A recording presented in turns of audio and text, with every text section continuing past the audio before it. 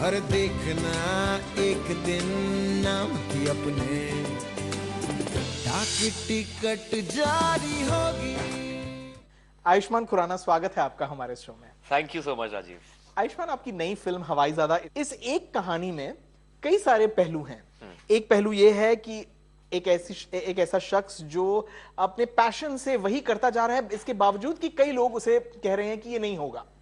एक पहलू है नेशनल प्राइड का, राष्ट्रीय प्राइड का, और एक और पहलू है कि आपके पास वो मीन्स नहीं है, वो पैसे नहीं है, और फिर भी आप वो कोशिश करते जा रहे हैं। ऐसे कई पहलू हैं इस कहानी में, ट्रेलर देखकर ये पता चलता है। आपको वो कौन सी बात सबसे पसंद आई या सबसे ज्यादा पसंद आई जब आपने ये स्क्रिप्ट पढ़ी या आपको ये नरेशन दिया गया? हवाईजादा की जब मुझे वन लाइनर मिली थी कि ये एक ऐसे इंसान की कहानी जिसने दुनिया का पहला हवाई जहाज बनाया था और वो एक हिंदुस्तानी था और राइट ब्रदर्स से 8 साल पहले उसने कर दिखाया था। आई थिंक ये लाइन से मैं काफी आकर्षित हुआ था। मुझे लगा था कि यार ये फिल्म जो है, ये कहानी किसी को पता नहीं है, इस इंसान के बारे में किसी को पता नहीं है, और हिंदुस्तानी होने के नाते मुझे तो पता होना बहुत जरूरी है। मुझे भी नहीं पता था। और इनफैक्ट मैं एक हम ऐसे युग से, ऐसे खानदान से हैं जहां पर एजुकेशन सबको मिली है। जब हमें नहीं पता तो बाकी आम आदमी को कैसे पता चल सकता है? तो आई थिंक वो इंटरेस्टिंग मुझे काफी ज्यादा लगा और इस वजह से मैंने फिल्म, यही चीज मुझे आकर्षित करी। ये हम मानते चले आए हैं सालों से कि राइट ब्रदर्स ने पहली हवाई जहाज बनाई। क्यों इनकी कहानी जो है, शिवकर बापूजी तलपड़े की जो कहानी है, क्यों ये कहानी ज्यादा लोग नहीं जानते? क्यों ये कहानी खुलकर नहीं आई है अब तक? 1895 में मुझे लगता है कि हिंदुस्तान जो है वो पूरा ब्रिटिश राज के अंदर था जी। 1857 में पहली रिवोल्ट हुई थी एक। उसके बाद 20th सेंचुरी में 1900 के बाद दोबारा से अपराइजिंग हुई होगी। 1895 में we completely dominated by the British. हम उनके अंदर थे और चाहे आप फ्रीडम ऑफ स्पीच नहीं थी हमारे पास, कुछ नहीं था। प्रेस जो है वो डोमिनेटेड थी, ब्रिटिश के अंदर थी, और कोई सोशल मीडिया नहीं थी, ट्विटर नहीं था, फेसबुक नहीं था, हम कुछ पोस्ट नहीं कर सकते थे, ट्वीट नहीं कर सकते, hi this is Shivkar Talpade, ऐसा कुछ बोल नहीं सकते थे कि मैं हवाई जहाज बनाने वाला हूँ। तो ऐसा कुछ हमारे पास मीन्स नहीं थे। तो बहुत सारे रीजंस हो सकते हैं कि वो अपने इन्वेंशन को पेटेंट शायद ना कर पाया हो। और उसके अलावा कभी कभी ऐसा होता है कि आपके जो डिसेंडेंट्स होते हैं वो ज्यादा इतना शोर नहीं मचा पाते। बिल्कुल। शिवकर तलपड़े के डिसेंडेंट्स 1950 के बाद नहीं हुए। उसकी एक्सटेंडेड फैमिली साउथ बॉम्बे में रहती है। वो बहुत खुश थे यार कि इस इंसान के बारे में जो 130 सालों से इस वैलिडेशन के लिए रुका हुआ है कि यार मुझे कोई पहचानो, मुझे जानो कि मैंने कोशिश की थी पहला हवाई जहाज बनाने की, उसको कोई जानता ही नहीं है हिंदुस्तान में। और हमारे हिंदुस्तान में शायद एक रिवायत रही है कि हम अपने हीरोज को ज्यादा प्रोत्साहन नहीं देते, ज्यादा फेलिसिटेट नहीं करते हैं। आई थिंक ये उनमें से एक है। जब ईंधन उबलेगा ना तो फड़फड़ करके इंजन की आवाज आएगी, फिर ये घूमेगा हवा को काटता हुआ। हवाई जहाज हवा के दबाव के कारण आगे जाने की बजाय सीधा फुर्र ऊपर उड़ेगा। सगड़े टालियां वाजवणार।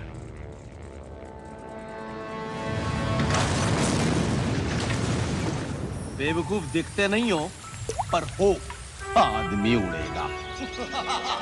Fairy tale, fairy tale. चौथी कक्षा 8 बार फेल, विमान बनाएंगे, हवाई जहाज। सुबह से कोई और मिला नहीं कि हवाई जहाज नहीं उड़ेगा।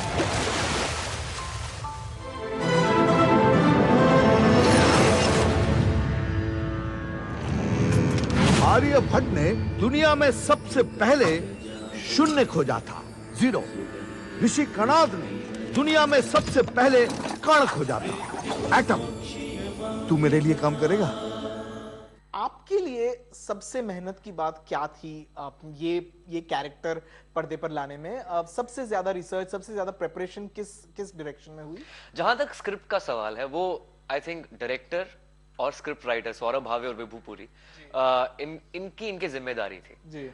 जहां तक कैरेक्टर का सवाल है, मुझे थोड़ा सा और रीजनल होना था, मुझे और मराठी बनना था, क्योंकि अब तक मैं सिर्फ, मेरे ख्याल से लोग ये समझते हैं कि सिर्फ पंजाबी दिखा हूं पहली 3 फिल्मों में। पहली बार मैं अपने कंफर्ट जोन से बाहर आकर कुछ अलग करने का प्रयत्न कर रहा हूँ, एक मराठी मानुस बनने की कोशिश कर रहा हूँ। और मेरे लिए इतना मुश्किल नहीं था, मुझे ऐसा लगता है, क्योंकि मैं 7-8 साल से यहाँ पर रह रहा हूँ मुंबई में, और मैं बोल सकता हूँ कि मला सगड़ा समझता है। मैं समझ पूरा आता है मराठी, क्योंकि I am good with Sanskrit. Sanskrit मुझे आती है, हर एक जो हमारी रीजनल भाषा है उसकी जो रूट लैंग्वेज है वो संस्कृत होती है, तो उससे मुझे सारी जो रीजनल भाषाएं कुछ कुछ समझ आ जाती हैं। कभी कन्नड़ा बोल देता हूँ, कभी तेलुगु बोल देता हूँ, तो मराठी तो फिर भी हिंदी के काफी करीब है। बिल्कुल। तो ये मेरे लिए आसान था, पर हाँ बॉडी लैंग्वेज को तोड़ना बहुत जरूरी था।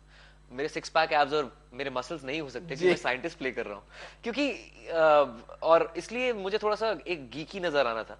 तो बॉडी लैंग्वेज और लैंग्वेज, ये जो दो चीजें हैं, ये इसमें तब्दीली बहुत जरूरी थी। बॉडी लैंग्वेज और फिजिकलिटी जो है इनकी, जो आपको क्रिएट करना था, वो कैसे किया? क्योंकि फोटोग्राफ्स तो नहीं होंगे, कोई रेफरेंसेस कम ही होंगे उस वक्त के। किस तरह से आपने फिजिकलिटी इस किरदार की पर्दे पर उतारी? अगर आप गूगल करेंगे शिवकर तलपदे के बारे में तो एक ऐसी तस्वीर उनके सामने आती है जिसमें उन्होंने, तस्वीर भी नहीं है, वो स्केच है जी, उसमें उन्होंने मराठी टोपी लगाई है, एक तिलक लगाया हुआ है और मिडिल एज लग रहे हैं उसमें। तो इस जब इन्होंने ये आविष्कार किया था पहले विमान का, तब वो 30 वर्ष के थे शिवकर तलपदे।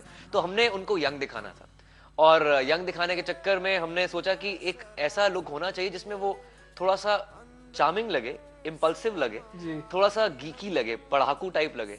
और वो हमने अचीव किया विद राउंड ग्लासेस और थोड़ा एक कर्ली मॉप ऑफ हेयर हमें दिया, घुंघराले बाल दिए, जिससे थोड़ा सा इंटरेस्टिंग कैरेक्टर लगना चाहिए, थोड़ी एसेंट्रिसिटी, थोड़ा पागलपन, सन की जिसे कहते हैं, सन की भी नजर आना चाहिए। शान में चलें तोप वो सरकारी होगी, हर देखना एक दिन नाम की अपने डाक टिकट जारी होगी।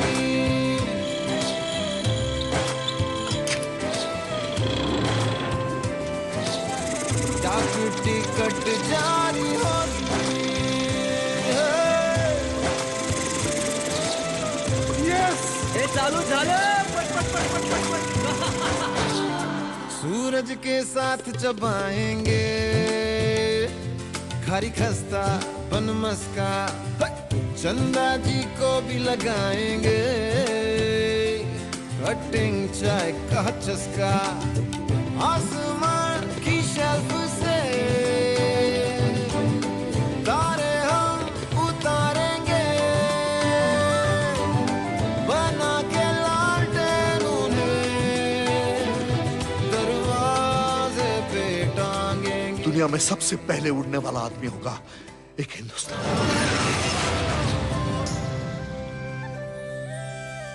ये पीरियड रिक्रिएट करने में क्या मुश्किलें पड़ी, क्या चैलेंजेस आए? क्योंकि 1895 जाहिर तौर पर रेफरेंसेस कम ही होते हैं ना उस पीरियड के।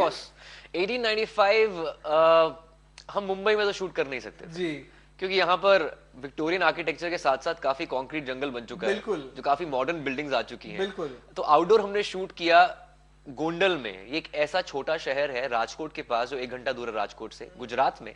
काफी हरा भरा, ग्रीनरी काफी है। एक वहां पैलेस है, पहले पैलेस से बिल्कुल सट कर हमने एक सेट तैयार किया था 1895 बॉम्बे का, और काफी वो रियल लग रहा था। हम सर्दी की धूप में वहां पर शूट कर रहे थे क्योंकि कलर्स काफी अच्छे लगते हैं उसमें, और हम गर्मियों में वहां पर शूट कर नहीं पाए, इसलिए 1.5 साल लग गया हमें शूट करते करते इस फिल्म के लिए। आपके डायरेक्टर विभू पुरी जो हैं, उन्होंने कहा है कि हालांकि कहानी बेस्ड है ट्रू इवेंट्स पर, उन्होंने कई क्रिएटिव लिबर्टीज लिए हैं ये कहानी को पर्दे पर उतारने के। ये कौन से क्रिएटिव लिबर्टीज हैं, क्या चीजें हैं जो आपने फिक्शनलाइज किए फिल्म के लिए? हम इस इंसान के बारे में कुछ जानते ही नहीं जी। अगर हम गूगल करेंगे इसको तो 80 से 100 शब्द लिखे होंगे इसके बारे में, और इसके आविष्कार के बारे में लिखा है, इसकी फैमिली के बारे में कोई नहीं जानता, इसके लव इंटरेस्ट के बारे में कोई नहीं जानता, इसके अपने चरित्र के बारे में कोई नहीं जानता। तो ऑफ कोर्स हमने एक क्रिएटिव लिबर्टी लेकर एक अच्छी दुनिया तैयार की है इसके इर्द गिर्द, कि कैसा क्या करता होगा। एक लव ट्रैक है, एक ट्रैक है इनका इनके गुरु के साथ, शास्त्री के साथ, जिन्होंने इनको सिखाया, शिक्षा दी। दूसरा, एक तीसरा ट्रैक है अपने पिता के साथ, अपनी फैमिली के साथ। चौथा ट्रैक है ब्रिटिशर्स के साथ। एक ट्रैक है अपने नेव्यू के साथ, अपने भतीजे के साथ। तो ये एक कहानी कहां तक घूम फिर कर विमान तक पहुंचती है, ये एक सिंपल सी कहानी है और बहुत ही इंटरेस्टिंग कहानी है। हर देखना एक दिन नाम की अपने डाक टिकट जारी होगी। हम कौन से वफा की है उम्मीद, हम कौन से वफा की है उम्मीद, हम कौन से वफा की है उम्मीद, जो नहीं जानते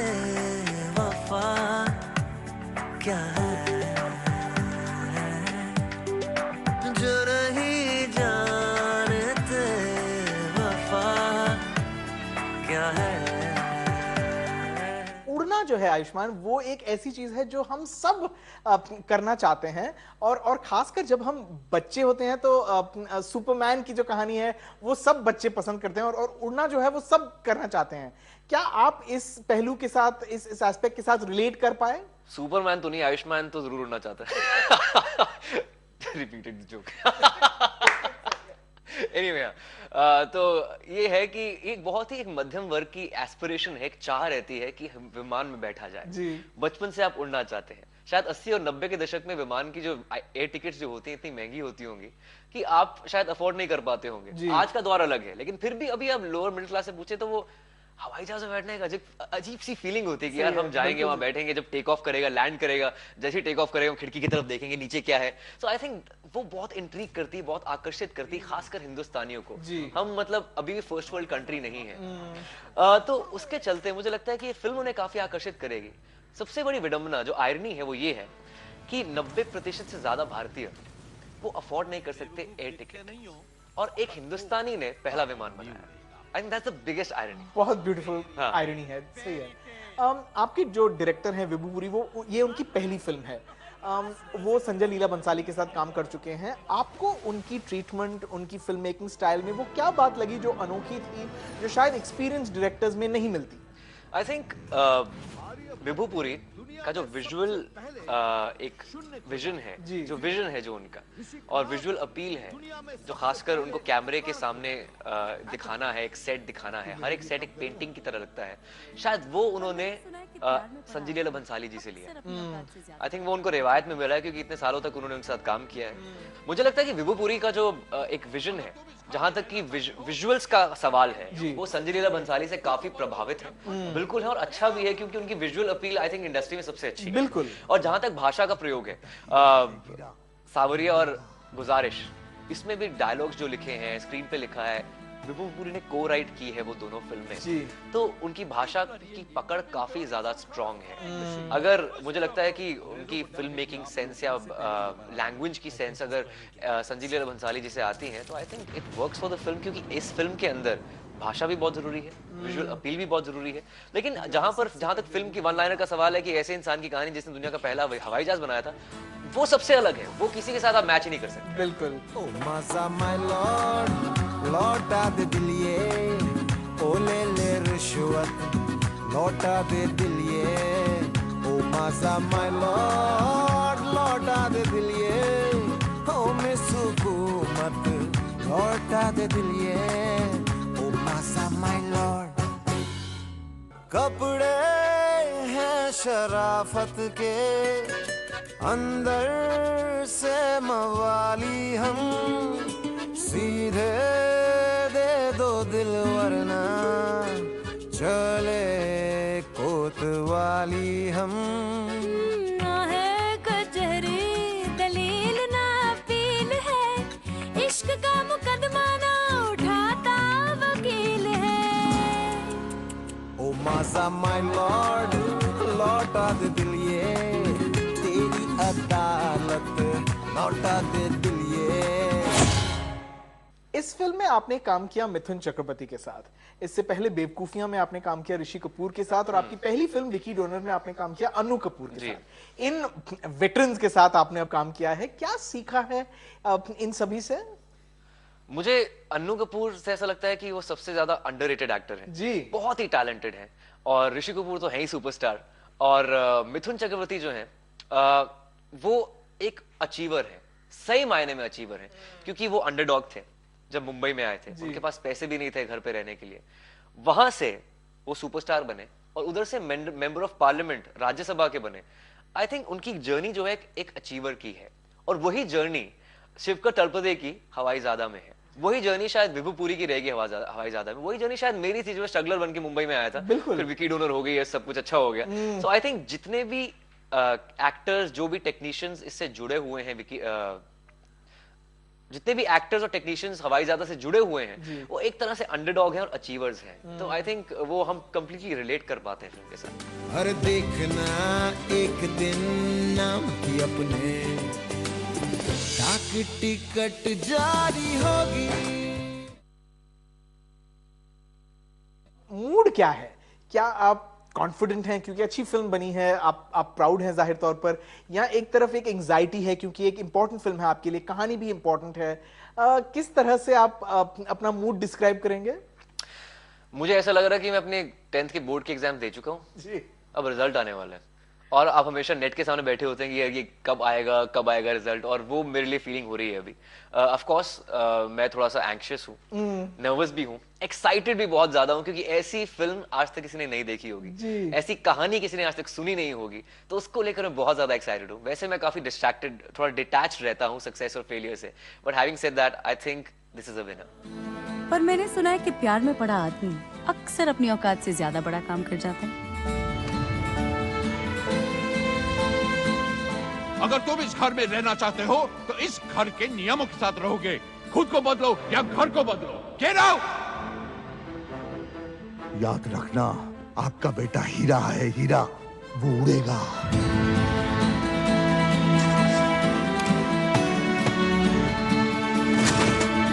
These bloody Indians have been building some kind of flying machine. उसे रोको। अंग्रेजों को डर है कि आप लोग उनसे पहले ये बना डालोगे। I think he's playing a game with us.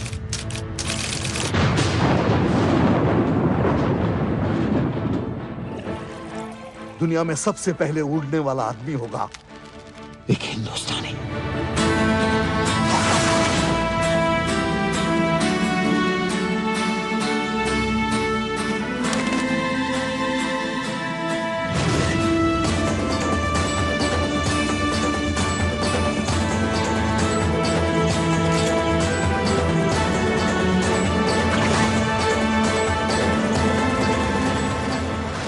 चलिए, उम्मीद यही करते हैं कि रिजल्ट जो आएगी बहुत अच्छी आएगी। आपकी फिल्म देखने के लिए हम बहुत बहुत उत्साहित हैं। हमसे बात करने का बहुत बहुत शुक्रिया। शुक्रिया। Thank you. हर देखना एक दिन नाम की अपने डाक टिकट जारी होगी।